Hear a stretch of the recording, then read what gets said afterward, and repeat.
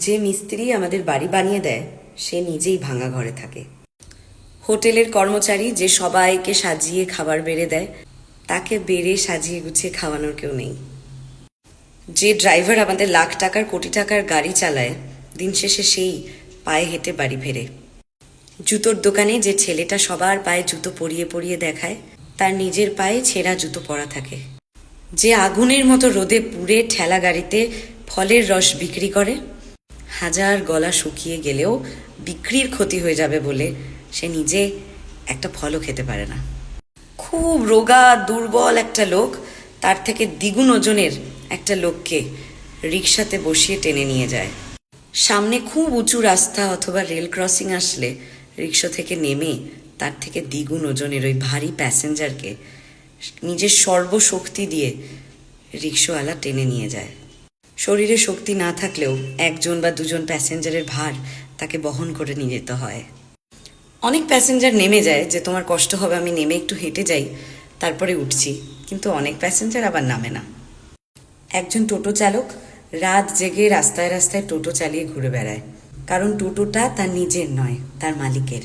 মাস গেলে যেভাবে হোক তার মালিকের ভাড়াটা তাকে জমা দিতে হবে, তা নইলে সে আর টোটো চালাতে পারবে না। একজন চাষিকে বর্ষায় সাপখোপের ভয়ে না পেয়েও জমিতে লাঙল চালাতে হয়, কারণ জমিটা তার নিজের নয়, অন্যের জমিতে তাকে চাষবাস করে খেতে হয়। একজন মুদিখানার দোকানদার যার খুবচি ছোট্ট দোকান, যেখানে ঠিক করে নড়াচড়াই যায় না, ঠিক করে বসাই যায় না বেশিক্ষণ, সেখানে দোকানদার সারা রাত দোকান খুলে বসে থাকে যাতে মাত্র একটা হলেও কাস্টমার আসে। আর যে লোকটা ছাতা সারাই করে, আমি তাকে বৃষ্টি মাথায় বাড়ি যেতে দেখেছি। আর যে মুচি, যে আমাদের সবার জুতো সারাই করে দেয়, আমি তাকে খালি পায়ে নিজের দোকানে বসে থাকতে দেখেছি। হ্যাঁ, এটাই বাস্তব, আর বাস্তবটা ভীষণ কঠিন। আমরা তো বন্ধুদের সাথেই চ্যালেঞ্জ নিই, বেট লড়ি, কত কিছু, কিন্তু স্যালিউট এসব মানুষদের যারা প্রতিদিন জীবনের সাথে চ্যালেঞ্জ লড়ছে।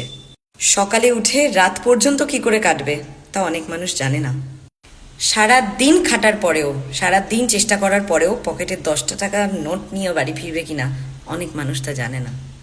আর আমরা কত জনের থেকে কত ভালো আছি, তাই না? না, কিন্তু তারপরেও আমরা নিজেদের লাইফ নিয়ে অসন্তুষ্ট।